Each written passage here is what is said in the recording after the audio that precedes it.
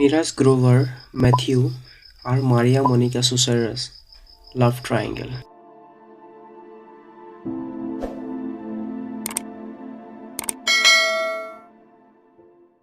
নীরাজ গ্রোভারের জন্ম 23 ফেব্রুয়ারি 1982 সালে ইউপির ম্যানপুর জেলাতে হয়।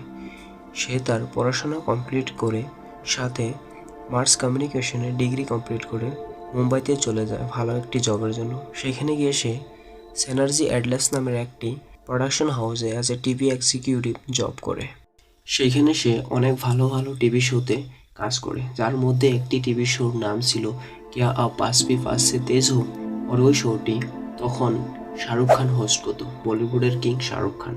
আর ওই শোটিতে নীরাজ গ্রোভারের পারফরমেন্স এতই ভালো ছিল যে তাকে আপকামিং টিভি শোতে কাজ দিয়ে দেয়, আর সাথে তাকে অ্যাজ এ সিলেক্টর হিসাবে কাজের দায়িত্ব দিয়ে দেয়। তার মানে আপকামিং শোতে কিছু অ্যাক্ট্রেস লাগবে যার সিলেক্ট নীরাজ গ্রোভার করবে। তারপর ওই আপকামিং শোর অডিশন শুরু হয়। অডিশন দিতে অনেক মেয়ে মানুষ ওইখানে আসে, যার মধ্যে একজন মেয়ে ছিল যার নাম ছিল মারিয়া মনিকা সুসাইরাস। মারিয়া মনিকা সুসাইরাস ছিল একজন কান্নাড় অ্যাক্ট্রেস, যে নাকি কান্নাড় ল্যাঙ্গুয়েজে অনেক অনেক মুভি করেছে, আর তার অনেক মুভি হিটও হয়েছে। বাট সে চিন্তা করেছিল সে মুম্বাইতে চলে যাবে, মুম্বাইতে গিয়ে সে বলিউডে কাজ করবে। তাই সে মুম্বাইতে চলে আসে। মুম্বাইতে আসার পর সে বলিউডে কাজ পায় না, তাই সে চিন্তা করে সে টিভি শোতে কাজ করবে। টিভি শোতে কাজ করে ধীরে ধীরে সে বলিউডে যাবে। এই জন্য সে ওই টিভি শোতে অডিশন দেওয়ার জন্য ওইখানে আসে। আসার পর তার সাথে দেখা হয় নীরাজ গ্রোভারের। নীরাজ গ্রোভার আর মারিয়া মনিকা সুসাইরাস একে অপরের সাথে পরিচয় হয়। তারপর শুরু হয় মারিয়া মনিকা সুসাইরাসের অডিশন। মারিয়া মনিকা সুসাইরাস অডিশন দেয়, বাট তার অডিশন খারাপ হয় কারণ সে হিন্দি ভালো জানছিল না। এখানে অডিশনে ভালো করার জন্য হিন্দি ভালো হওয়া খুবই ইম্পর্টেন্ট ছিল, কারণ সে একটি হিন্দি সিরিয়ালে কাজ করবে, সে একটি হিন্দি টিভি শোতে কাজ করবে। এই জন্য তার হিন্দি জানাটা খুবই ইম্পর্টেন্ট ছিল, বাট সে হিন্দি জানতো না ভালো করে, এই জন্য তাকে অডিশনে সিলেক্ট করা হয় না। কিন্তু নীরাজ গ্রোভার মারিয়াকে তখন একটি আশা দেয় আর বলে, তোমাকে কোথাও না কোথায় আমি একটি টিভি শোতে কাজ দিয়ে দিব, তুমি এখানে থাকো আর সাথে তোমার হিন্দি একটু ভালো করার ট্রাই করো। যখনই তুমি একটু হিন্দি ভালো করার ট্রাই করবা আর আমি তোমাকে তখনই একটি টিভি শোতে কাজ দিয়ে দিব। এই কথা শুনে মারিয়া মনিকা সুসাইরাস মনে মনে একটু হয়তো ভালো ফিল করছিল, আর সাথে সে এটাও ভাবছিল যে নীরাজ গ্রোভার হয়তো কোথাও না কোথায় এই কাজটি করতে পারবে, কারণ নীরাজ গ্রোভার তখন একটি ভালো পোস্টে কাজ করছিল। এই জন্য মারিয়া মনিকা সুসাইরাস মুম্বাইতে থেকে যায়, আর সে ওইখানে থেকে তার হিন্দি ভালো করার জন্য একটু কাজ করতে থাকে। তার কিছুদিন পর নীরাজ গ্রোভার মারিয়াকে ফোন দেয়। এখন তোমরা বলবা মারিয়ার ফোন নম্বর নীরাজ গ্রোভার কোথায় থেকে পেল? মনে করো যখন মারিয়া অডিশনের জন্য যায়, সেখানে মারিয়া নীরাজ গ্রোভারকে নাম্বারটা দেয়, কারণ মারিয়া জানতো নীরাজ গ্রোভার এখানে একটি বড় লোক, আর নীরাজ গ্রোভার এই শোর সিলেক্টর হিসেবে কাজ করতেছে, তো নাম্বারটা দেওয়াই যায়। ঠিক আছে, তো তার দুদিন পর মারিয়াকে যখন ফোন দেয়, তো মারিয়া ফোন রিসিভ করে আর নীরাজ গ্রোভার সাথে ফোনে কথা বলে। তো তারা এমন করে একদিন, দুদিন, 3 দিন কথা বলতে বলতে তারা ভালো একটি ফ্রেন্ড হয়ে যায়। এখন তারা কারণে অকারণে ফোনে কথা বলতে থাকে একে অপরের সাথে। এমন করে কথা বলতে বলতে অনেকদিন চলে যায়। তো একদিন নীরাজ গ্রোভার মারিয়া থেকে জানতে পারে যে মারিয়ার একজন বয়ফ্রেন্ড আছে, আর তার নাম ম্যাথিউ। আর ম্যাথিউ কোনো সাধারণ ব্যক্তি ছিল না, সে ছিল লেফটেন্যান্ট র্যাঙ্কের একটি ইন্ডিয়ান নেভির অফিসার, আর তখন তার পোস্টিং ছিল কোচিতে, আর তাদের 2 মাস পর এঙ্গেজমেন্ট হবে। এই কথা নীরাজ গ্রোভার জানার পর সে তেমন কোনো কিছু রিয়্যাক্ট না করে মারিয়ার সাথে কথা বলা কন্টিনিউ রাখে। ওদিকে মারিয়ার বয়ফ্রেন্ড মারিয়াকে যখনই ফোন দেয় তার কল ওয়েটিংয়ে থাকে। তাই মারিয়ার বয়ফ্রেন্ড মারিয়াকে জিজ্ঞাসা করে যে তুমি এত ব্যস্ত কিসে থাকো, কার সাথে থাকো? তখন মারিয়া তাকে বলে, আমি একটি কাজের জন্য এসেছি, সেটা তুমি জানো, আর আমি ওই কাজের জন্য মানুষের সাথে কথা বলতে হয়, তাই আমার ফোন একটু ব্যস্ত থাকে, তাই আমি একটু ব্যস্ত থাকি। তো এই কথা শুনে মারিয়ার বয়ফ্রেন্ড ম্যাথিউ প্রথমে তেমন কোনো কিছু বলে না, কিন্তু যখনই সে ফোন দেয় তারে ওয়েটিংয়ে দেখায়, তাই সে মারিয়ার সাথে কিছু ঝগড়া করে। আর ঝগড়া করার পর মারিয়া তাকে বলে যে সে কাজের ম্যাটার নিয়ে কথা বলে, আর সে বিশেষ করে একজন মানুষের সাথে কথা বলে। আর সে তখন বলে যে আমি নীরাজের সাথে কথা বলি, আমি নীরাজ গ্রোভারের সাথে কথা বলি। তখন মারিয়ার বয়ফ্রেন্ড ম্যাথিউ জানতে পারে যে তার গার্লফ্রেন্ড একজন ছেলের সাথে কথা বলে, যে নাকি ইন্ডাস্ট্রিতে জব করে। তাই মারিয়ার বয়ফ্রেন্ড ম্যাথিউ মারিয়াকে বলে, তুমি নীরাজের সাথে কথা বলা কম করে দাও। কিন্তু মারিয়া তার বয়ফ্রেন্ডের কথা না শুনে নীরাজের সাথে কথা বলা কন্টিনিউ রাখে। তারপর কিছুদিন চলে যায়। মারিয়া মুম্বাইতে থেকে তার হোটেল ভাড়া, তার হোটেল খরচা মেনটেন করতে না পারায় নীরাজের হেল্প নিয়ে একটি অ্যাপার্টমেন্ট ভাড়া নিয়ে নেয়। 6 মে 2008 দিন মারিয়া ওই নতুন ঘরে যাওয়ার প্ল্যান করে। তাই মারিয়া নীরাজকে কল করে বলে, আমি আজকে নতুন ঘরে যাব, তুমি আমাকে ওইখানে যাওয়াতে একটু হেল্প করবে। তো নীরাজ বলে, ওকে আমি তোমাকে হেল্প করব, আমি তোমার কাছে এখন আসতেছি। এই কথা বলে নীরাজ তার কাছে চলে যায়। তো তাদের শিফটিং হতে হতে রাতের 8 থেকে 9টা বেজে যায়। তখন মারিয়ার বয়ফ্রেন্ড মারিয়াকে কল দেয়। আর মারিয়াকে কল দেওয়ার পর যখন তারা কথা বলতে থাকে, ব্যাকগ্রাউন্ড থেকে সে কোনো একটি সেলের সাউন্ড শুনতে পায়। আর সে বুঝতে পারে যে মারিয়ার সাথে এখন নীরাজ আছে। তখন সে মারিয়াকে জিজ্ঞাসা করে, তোমার সাথে কে? তো মারিয়া বলে, নীরাজ। তো সে বলে, তোমার সাথে কেন, এখানে কি করে? তো সে বলে যে আমি নতুন ঘরে শিফটিং হওয়ার জন্য তার হেল্প নিয়ে একটু শিফট হচ্ছি, এজন্য তাকে আমি ডেকেছি। তখন মারিয়ার বয়ফ্রেন্ড বলে যে তুমি তাকে এখনই পাঠাও এখান থেকে, আদারওয়াইজ অনেক খারাপ হবে কথা। তখন মারিয়া বলে যে সে কাজ করে চলে যাবে, ডোন্ট ওয়ারি। তখন সে বলে তাকে জলদি জলদি এখান থেকে পাঠাও। তো মারিয়া বলে, তুমি চিন্তা করবে না, সে কাজ শেষ করে এখন চলে যাবে। এই কথা বলে তারা ফোন কাট করে দেয়।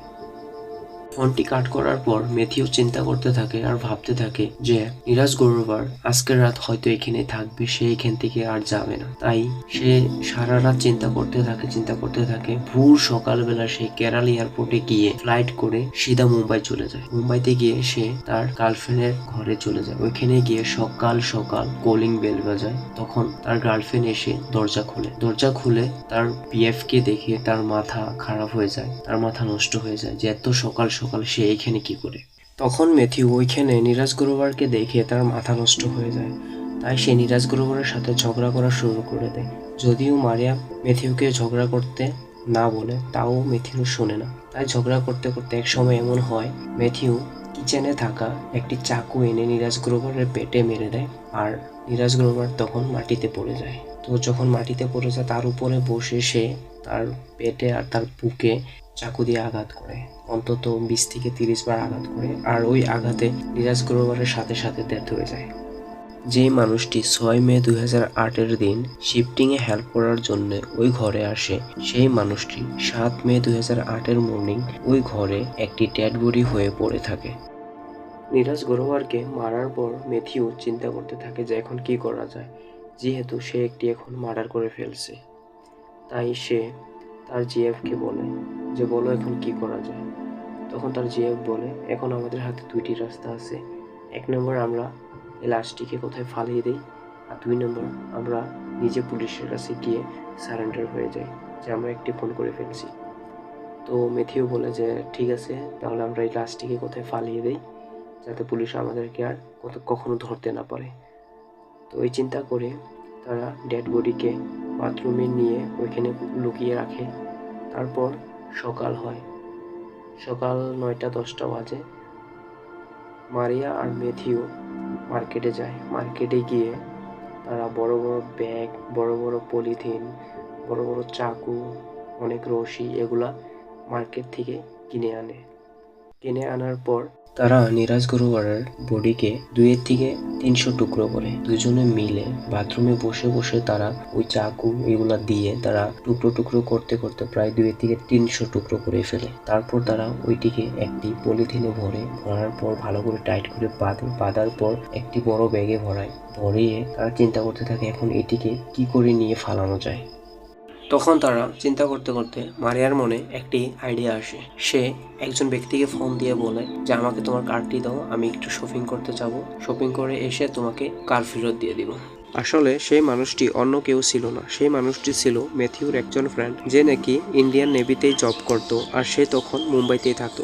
তার থেকে কারটি নিয়ে নীরাজ গ্রোভারের ডেড বডির টুকরোগুলো সাথে নিয়ে তারা বের হয়ে যায়। তারা কিছু দূর দূরে গিয়ে একটি দোকান থেকে 2 লিটার পেট্রোল কিনে তারপর তারা বেরিয়ে যায় মানোয়ারের একটি গাঁয়ে।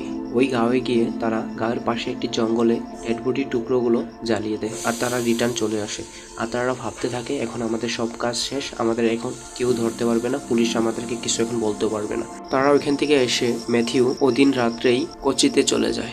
তারপর টাইম চলে আসে 8 মে 2008। ওদিন সবাই নীরাজ গ্রোভারকে খুঁজতে থাকে, না পাওয়াতে তার ফ্যামিলি পুলিশ স্টেশনে গিয়ে মিসিং রিপোর্ট লেখা একটা, যে তার ছেলে হারিয়ে গেছে এমন এমন। তো পুলিশ প্রথমে এই কেসটি ভালো করে দেখে না, তারা ভাবে যে কোথায় গেছে, হয়তো চলে আসবে। তারপর পুলিশ তার ফ্যামিলিকে জিজ্ঞাসা করে, তার ফ্রেন্ডদেরকে জিজ্ঞাসা করে, কিন্তু তেমন কোনো ক্লু পায় না তারা। তখন তার একজন ফ্রেন্ডকে জিজ্ঞাসা করে, তার একজন ফ্রেন্ড বলে যে 6 তারিখের বিকালবেলা নীরাজ গ্রোভার তার একটি নতুন ফ্রেন্ড যার নাম মারিয়া, তার কাছে গিয়েছে তার শিফটিংয়ে হেল্প করার জন্য। তারপর পুলিশ সিধা মারিয়ার কাছে যায়, মারিয়াকে জিজ্ঞাসা করে। মারিয়া বলে যে না, নীরাজ গ্রোভার ওদিনকা এসেছিল, বাট এসে আমাকে হেল্প করে ওদিনকা রাত্রেই চলে গেছে। কিন্তু পুলিশ যখন ভালো করে ইনভেস্টিগেশন করে দেখতে পারে যে মারিয়া নাকি 7 তারিখের সকালবেলা কোনো একটি কার্ড দিয়ে কোনো কিছু বড় বড় ব্যাগ নিয়ে কোথায় মানে বের হয়েছে। তো তখন পুলিশ ওইখানে থাকা একটি গার্ডকে জিজ্ঞাসা করে। তো গার্ড বলে যে হ্যাঁ, আমি এরকম দেখেছি যে ম্যাডাম একটি কার নিয়ে কারের মধ্যে বড় বড় 2টি ব্যাগ রেখে কোথায় গিয়েছে। তখন মারিয়াকে জিজ্ঞাসা করা হয়, তো মারিয়া বলে যে না, আমি কারে রেখে কোনো কিছু রেখে যাইনি, আমি জাস্ট শপিং করার জন্য কার দিয়ে গিয়েছিলাম। তখন মারিয়াকে জিজ্ঞাসা করা হয় যে কারটি কার, তো সে একটি ফ্রেন্ডের নাম বলে। তারপর সে ওই ম্যাথিউর ফ্রেন্ডের নাম বলে। ম্যাথিউর ফ্রেন্ডের নাম বলার পর পুলিশ ওই ম্যাথিউর ফ্রেন্ডের কাছে যায়, গিয়ে বলে যে তুমি কি মারিয়াকে কার দিয়েছিলে? তো বলে যে হ্যাঁ, আমি কার দিয়েছিলাম। তখন জিজ্ঞাসা করে যে মারিয়া তোমার কি হয়? সে বলে যে মারিয়া আমার কোনো কিছু হয় না, মারিয়া আমার ফ্রেন্ডের জিএফ, এটা বলে। তো এখানে কিন্তু মারিয়া পুলিশকে ভুল বলেছিল, মিথ্যে বলেছিল যে মারিয়ার ফ্রেন্ড সে, বাট সে মিথ্যা বলে যে মারিয়ার ফ্রেন্ড সে। আসলে এই মানুষটা ম্যাথিউর ফ্রেন্ড ছিল। তাই পুলিশ তখনই বুঝতে পারে যে এখানে মারিয়া অনেক বড় মিথ্যা কথা বলা হইতেছে। তখন মারিয়াকে পুলিশ স্টেশনে নিয়ে অনেক জিজ্ঞাসা করা হয়। তো মারিয়া সত্যি সত্যি বলে দেয় যে হ্যাঁ, আমরা এরকম হয়েছে, ওদিনকার রাত্রে নীরাজ আমাকে হেল্প করতে আসে, হেল্প করতে করতে অনেক রাত হয়ে যায়, তাই সে এখানে থেকে যায়। সে বলে সে মর্নিংয়ে চলে যাবে, বাট নেক্সট মর্নিং আমার জিএফ এখানে পৌঁছে যায়। জানি না সে কি মনে করে এখানে আসে। সে এসে নীরাজকে দেখে আর নীরাজের সাথে ঝগড়া হয়ে যায়। তো ওই ঝগড়া হতে হতে এক মোমেন্ট এমন হয় যে সে একটি চাকু নিয়ে নীরাজের উপর আঘাত করে, আর ওই আঘাত করার কারণে নীরাজ মরে যায়। তারপর আমরা দুজনে মিলে নীরাজের ডেড বডিকে টুকরো টুকরো করে মানোরের একটি ভ্যালিজের জঙ্গলে নিয়ে তার ডেড বডির টুকরোগুলো জ্বালিয়ে দিই। এই কথা পুলিশ শুনে সাথে সাথে মারিয়াকে অ্যারেস্ট করে, আর ম্যাথিউকে কোচিতে গিয়ে অ্যারেস্ট করে। তারপর এই কেসটি কোর্টে চলে 3 বছর। 3 বছর পর রেজাল্ট আসে যে মারিয়াকে 3 বছরের জেল হবে আর ম্যাথিউকে 13 বছর। তো মারিয়া যখন 3 বছরের জেল হবে, মারিয়া তখনই 3 বছরের জেল হয়ে গেছিল হিয়ারিংয়ের সময়তে। তো ওই জন্য মারিয়াকে সাথে সাথে ছেড়ে দেওয়া হয় আর ম্যাথিউকে 10 বছরের জেল দেওয়া হয়।